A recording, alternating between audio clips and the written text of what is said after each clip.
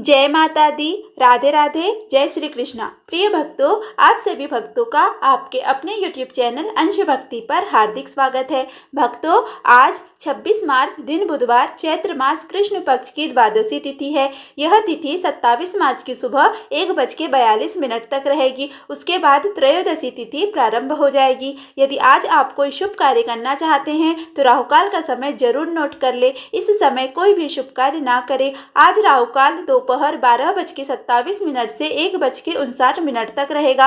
आप सभी की मंगल कामना के साथ चलिए आज के इस वीडियो की शुरुआत करते हैं। श्री गणेशाय नमः। एक समय की बात है, एक गांव में एक अंधी बूढ़ी औरत रहा करती थी। उस बूढ़ी औरत के परिवार में उसका पति, बेटा और बहू थे। वो लोग बहुत ही गरीब थे। बूढ़ी औरत के पति की तबीयत भी बहुत खराब रहती थी, लेकिन बूढ़ी औरत रोज पूरे नियम से गणेश जी की पूजा किया करती थी। एक दिन गणेश जी महाराज बूढ़ी औरत से प्रसन्न हो गए और उस बूढ़ी औरत के सामने साक्षात प्रकट हो गए और बोले, बुढ़िया माई, मैं तेरी पूजा से बहुत प्रसन्न हूँ, तू मुझसे कोई भी वर मांग। तब बूढ़ी औरत बोली, हे कृपा सिंधु, मुझे तो मांगना ही नहीं आता। तब गणेश जी बोले, बूढ़ी माई, मैं आया हूँ तो कुछ ना कुछ देकर ही जाऊँगा। वो बूढ़ी औरत बोली, प्रभु, जिंदगी में पहली बार आप मेरे सामने आए हो, मुझे नहीं पता इस समय आपसे क्या कहूँ। आपको देखकर ही मेरी सारी इच्छाएं खत्म हो गई है। ये सुनकर गणेश जी मुस्कुराए और बोले, बुढ़िया माई, मैं कल फिर आऊँगा, तब तक तू सोच ले और अपने घर वालों से भी पूछ ले। वो बोली, जी प्रभु, और गणेश जी चले गए। अब उस बूढ़ी औरत ने अपने बेटे को सारी बात बताई। तब उसके बेटे ने बुढ़िया माई को गणेश जी से बहुत सारा धन मांगने को कहा। बुढ़िया माई को कुछ सही नहीं लगा। फिर उसने अपनी बहू से पूछा तो बहू ने कहा, माँ, पोता मांग ले। बुढ़िया माई को यह भी सही न लगा। उसने सोचा, ये तो सब अपने फायदे की बात मांगने को कहते हैं। फिर उस बूढ़ी औरत ने सोचा, क्यों ना मैं एक बार अपनी पड़ोसन से पूछ लूं। जब उसने पड़ोसन से पूछा तो पड़ोसन बोली, बुढ़िया माई, तुम्हारी थोड़ी सी जिंदगी तो बची है, तू क्यों धन मांगे, तू क्यों पोता मांगे, तू तो अपने लिए अपनी आंखों की रोशनी और घुटने मांग ले। तब बूढ़ी औरत घर वापस आई और सोचने लगी, ऐसी चीज मांगनी चाहिए कि घर वाले भी खुश हो जाए और अपना काम भी हो जाए। वो बूढ़ी औरत सारा दिन सोचती रही। फिर जब सुबह वो बूढ़ी औरत फिर से पूजा करने बैठी तो गणेश जी फिर प्रकट हुए और कहने लगे, माई, सोच लिया, अब बता क्या मांगती है। तब वो बूढ़ी औरत बोली, हे गणेश जी महाराज, दया के सागर, आप ऐसी कृपा करो और मुझे आंखें और घुटने दो ताकि मैं सोने के कटोरे में अपने पोते को अपने हाथों से दूध पीता देखूं, और इसी के साथ मुझे अमर सुहाग दो, निरोगी काया दो और सभी को सुख दो। तब गणेश जी महाराज बोले, माई, तूने तो मुझे ठग लिया, सब कुछ मांग लिया और कहती है मुझे मांगना नहीं आता। पर ठीक है, तथा अस्तु कहकर भगवान अंतर्ध्यान हो गए। अब उस बूढ़ी औरत के सभी दिन सुख ही सुख के हो गए। एक वरदान से बूढ़ी औरत की जिंदगी बदल गई। जय गणेश जी महाराज। जैसे उस बूढ़ी औरत पर कृपा करी, ऐसी कृपा सब पर करना। बोलिए श्री गणेश जी महाराज की जय। प्रिय भक्तों, अब हम आगे के वीडियो में चैत्र मास महात्म्य की आगे की कथा का श्रवण करेंगे। जय माता दी। जब व्यास जी ने अपने पुत्र सुखदेव जी को राजा जनक से मिलने को कहा, तब सुखदेव जी ने क्या कहा? सूत जी बोले, हे मुनियों, पिता से यह कहकर महात्मा पुत्र सुखदेव जी उनके चरणों पर गिर पड़े तथा हाथ जोड़कर चलने की इच्छा से बोले, हे महाभाग, अब आपसे आज्ञा चाहता हूँ, मुझे आपका वचन स्वीकार्य है, अतः मैं महाराज जनक द्वारा पालित मिथिलापुरी देखना चाहता हूँ। राजा जनक दंड दिए बिना ही कैसे राज्य चलाते हैं? क्योंकि यदि दंड का भय प्रजाओं को न हो तो लोग धर्म का पालन नहीं करेंगे। मनु आदि के द्वारा धर्माचरण का मूल कारण सदा दंड विधान ही कहा गया है। इस राजधर्म का निर्वाह बिना दंड के कैसे हो सकता है? हे पिताजी, इस समय में मुझे महान संदेह है। हे महाभाग, यह बात वैसी ही अनर्गल प्रतीत होती है जैसे कोई कहे कि मेरी यह माता वंध्या है। हे परंतप, अब मैं आपसे अनुमति लेता हूँ और यहाँ से जा रहा हूँ। सूत जी बोले। इस प्रकार सुखदेव जी को जनकपुर जाने का इच्छुक देखकर व्यास जी ने अपने ज्ञानी एवं निःस्पृह पुत्र का दृढ़ आलिंगन करके कहा। व्यास जी बोले, हे महामते, हे पुत्र, तुम्हारा कल्याण हो। हे शुक, तुम दीर्घ आयु हो वो। हे तात, तुम मुझे यह सत्य वचन देकर सुखपूर्वक जाओ कि यहाँ से जाकर मेरे इस उत्तम आश्रम में पुनः आओगे। हे पुत्र, तुम वहाँ से कहीं और कभी भी मत चले जाना। हे पुत्र, मैं तुम्हारा मुख कमल देखकर ही सुखपूर्वक जीता हूँ और तुम्हें न देखने पर दुखी रहता हूँ। हे सुत, तुम्ही मेरे प्राण हो। हे पुत्र, वहाँ राज श्री जनक से मिलकर और अपना संदेह दूर करके फिर उसके बाद यहाँ आकर वेद अध्ययन में रत रहते हुए सुखपूर्वक रहो। सूत जी बोले। व्यास जी के ऐसा कहने पर सुखदेव जी अपने पिता को प्रणाम तथा उनकी प्रदक्षिणा करके शीघ्र ही इस प्रकार चल पड़े जैसे धनुष से छूटा हुआ बाण। मार्ग में चलते हुए अनेक समृद्धिशाली देशों, नागरिकों, वनों, वृक्षों, फल फूल वाले खेतों, तप करते हुए तपस्विनों, दीक्षा लिए हुए याजक जनों, योग अभ्यास में तत्पर योगी जनों, वन में रहने वाले वानप्रस्थों, वैष्णव, पाशुपत, शैव, शाक्त एवं सूर्योपासक और अनेक धर्मावलंबियों को देखकर वे सुखदेव मुनि अति विस्मय में पड़ गए।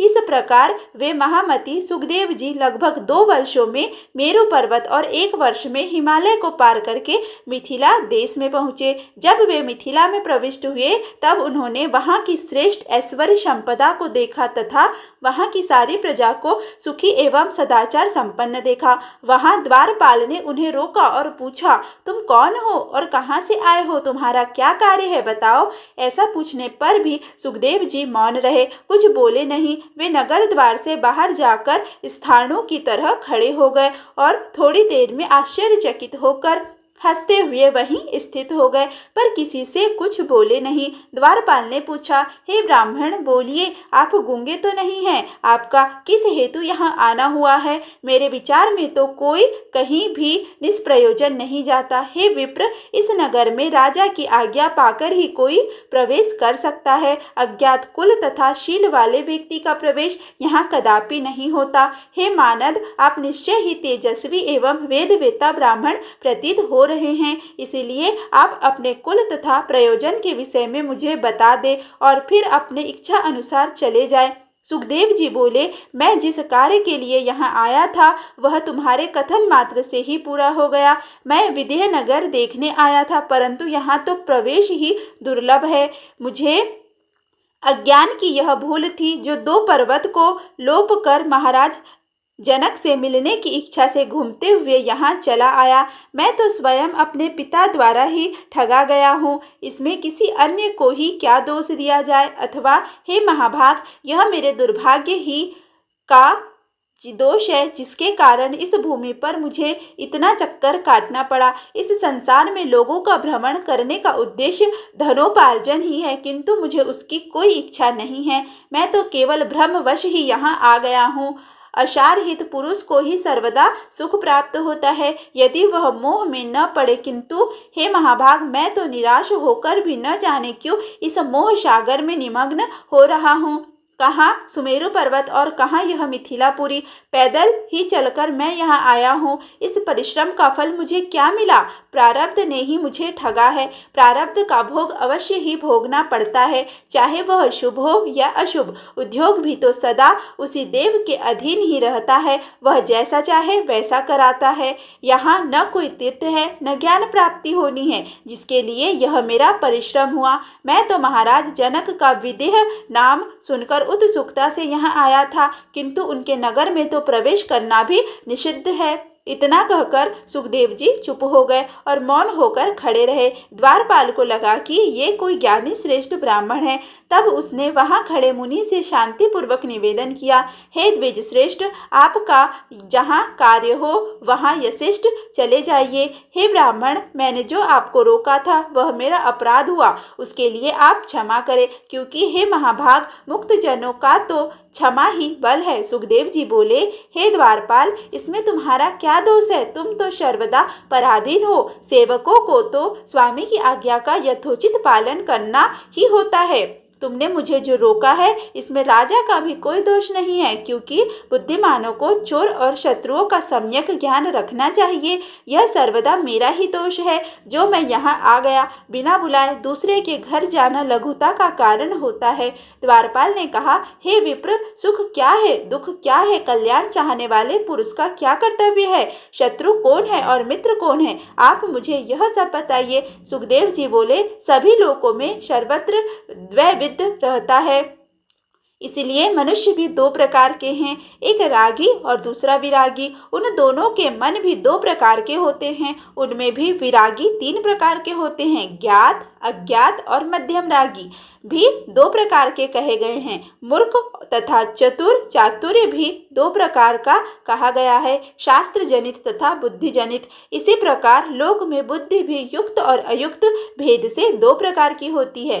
द्वारपाल ने कहा, हे विद्वान, हे विप्रवर, आपने जो कुछ कहा है उसे मैं भली भांति नहीं समझ पाया, अतएव हे श्रेष्ठ, आप फिर से विस्तार पूर्वक इस विषय को यथार्थ रूप से समझाइए। सुखदेव जी बोले, इस संसार में जिसको राग है वह निश्चय ही रागी कहलाता है। उस रागी को अनेक प्रकार के सुख एवं दुख आते ही रहते हैं। धन, पुत्र, कलत्र, मान, प्रतिष्ठा और विजय प्राप्त करके ही सुख प्राप्त होता है। इनके न मिलने पर प्रतिक्षण महान दुख होता ही है। अतः जैसे सुख प्राप्त हो सके वैसा उपाय करना चाहिए और सुख के साधन का संग्रह करना चाहिए। जो उस सुख में विघ्न डाले उसे शत्रु समझना चाहिए। जो रागी पुरुष के सुख को सर्वदा बढ़ाए वही मित्र है। चतुर मनुष्य मोह में फंसता नहीं है, किंतु मूर्ख सर्वत्र आसक्त रहता है। विरागी तथा आत्माराम पुरुष को एकांतवास, आत्मचिंतन तथा वेदांत शास्त्र का अनुशीलन करने से ही सुख होता है। सांसारिक विषयों की चर्चा आदि यह सब उनके लिए दुख रूप है। कल्याण चाहने वाले विद्वान पुरुष के लिए बहुत शत्रु है। काम, क्रोध, प्रमाद आदि अनेक प्रकार के शत्रु बताए गए हैं, किंतु व्यक्ति का सच्चा बंधु एकमात्र संतोष ही है। तीनों लोकों में दूसरा कोई भी नहीं है। सूत जी बोले, सुखदेव जी की बात सुनकर उन्हें ज्ञानी द्विज समझकर उसने सुखदेव जी को एक अत्यंत रमणीय कक्ष में प्रवेश कराया। तीन प्रकार के नागरिक जनों से भरे हुए अनेक प्रकार के क्रय विक्रय की वस्तुओं से सजी दुकानों वाले, राग, द्वेष, काम, मोह, लोभ से युद्ध एवं परस्पर वाद विवाद में संलग्न श्रेष्ठ जनों से सुशोभित और धन धान्य से परिपूर्ण विशाल नगर को देखकर सुखदेव जी चले।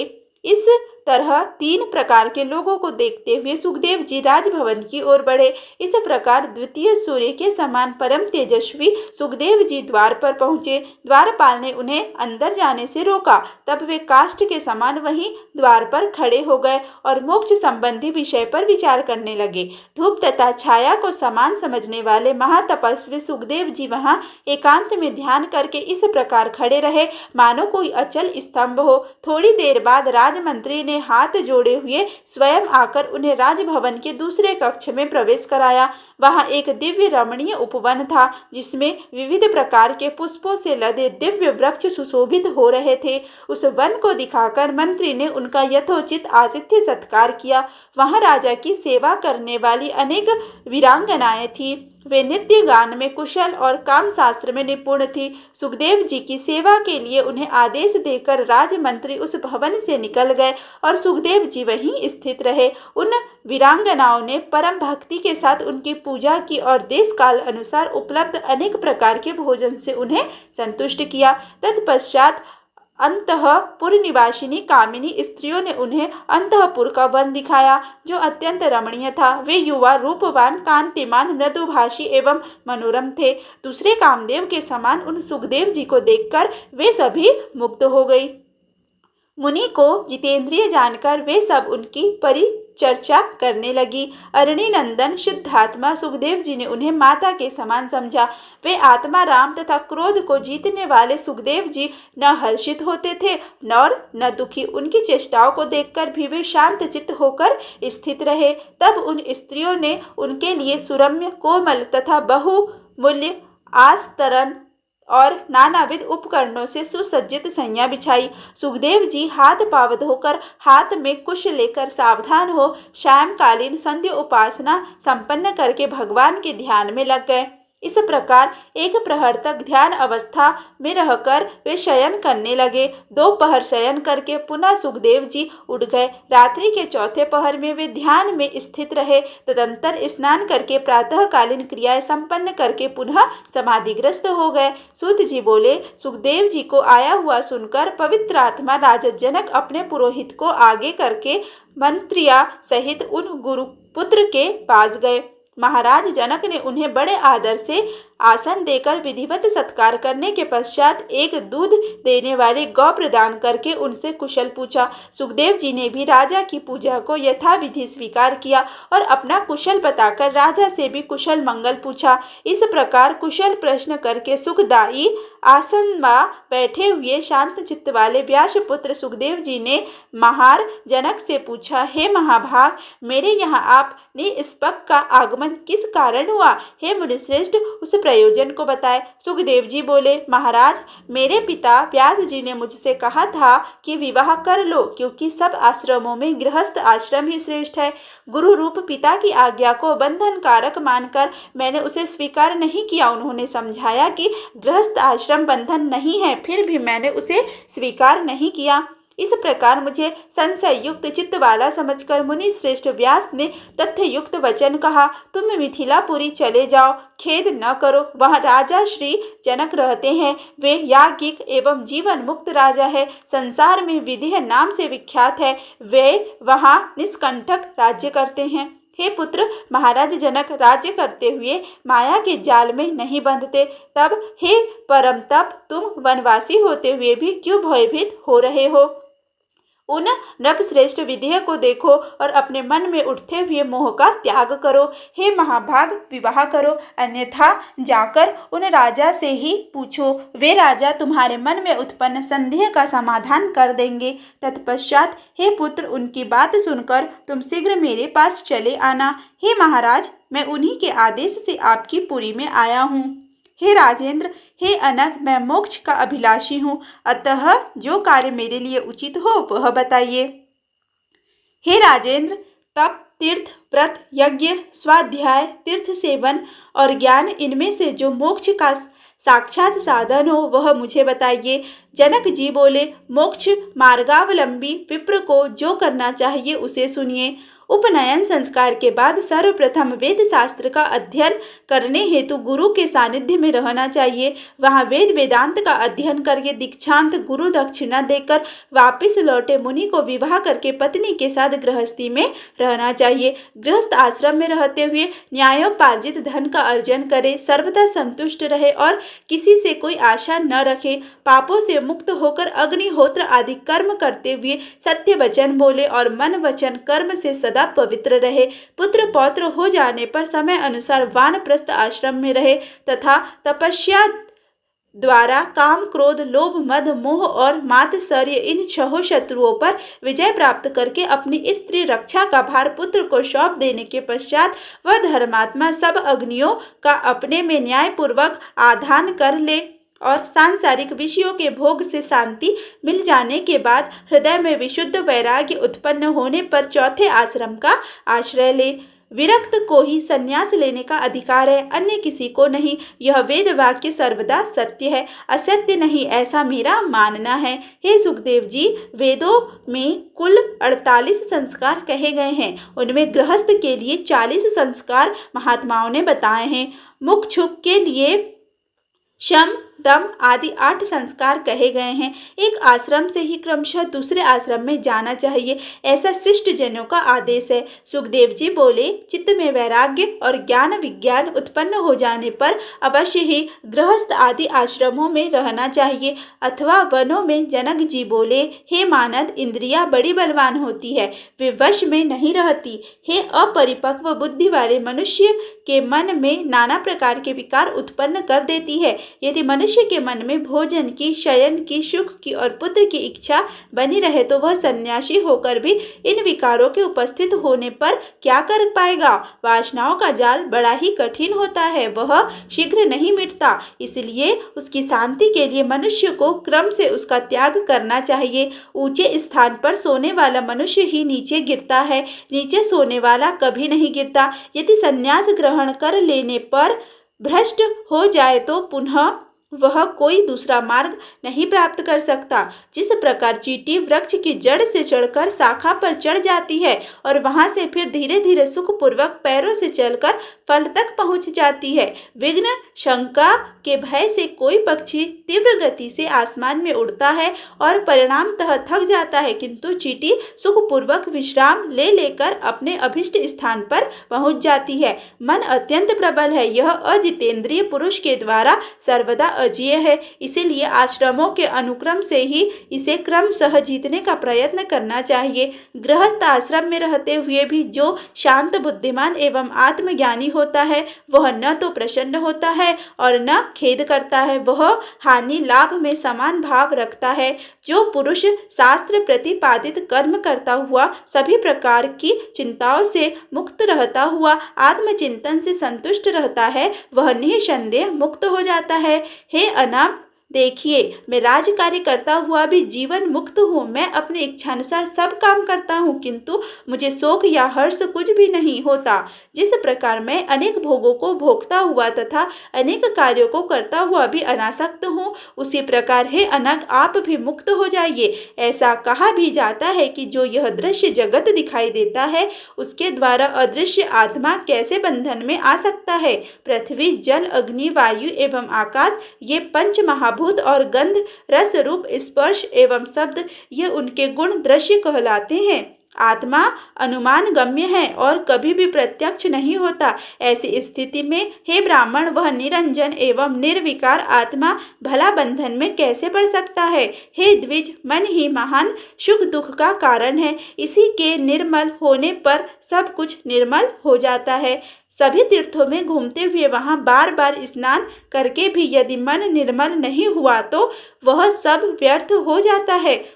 पर परम तप, बंधन और मोक्ष का कारण न यह देह है, न जीवात्मा और न ये इंद्रिया है, अपितु मन ही मनुष्यों के बंधन एवं मुक्ति का कारण है। आत्मा तो सदा ही शुद्ध तथा मुक्त है, वह कभी बंधती नहीं है। अतः बंधन और मोक्ष तो मन के भीतर है। मन की शांति से ही शांति है। शत्रुता, मित्रता या उदासीनता के सभी भेदभाव भी मन में ही रहते हैं, इसीलिए एकात्म भाव होने पर यह भेदभाव नहीं रहता। यह तो द्वैत भाव से ही उत्पन्न होता है। मैं जीव सदा ही ब्रह्मा हूँ, इस विषय में और विचार करने की आवश्यकता ही नहीं है। भेद बुद्धि तो संसार में आसक्त रहने पर होती है। हे महाभाग, बंधन का मुख्य कारण अविद्या ही है। इस अविद्या को दूर करने वाली विद्या है। इसीलिए ज्ञानी पुरुषों को चाहिए कि वे सदा विद्या और अविद्या का अनुसंधान पूर्वक अनुशीलन किया करें। धूप के बिना छाया के सुख का ज्ञान कैसे हो सकता है, उसी प्रकार अविद्या के बिना विद्या का ज्ञान कैसे किया जा सकता है।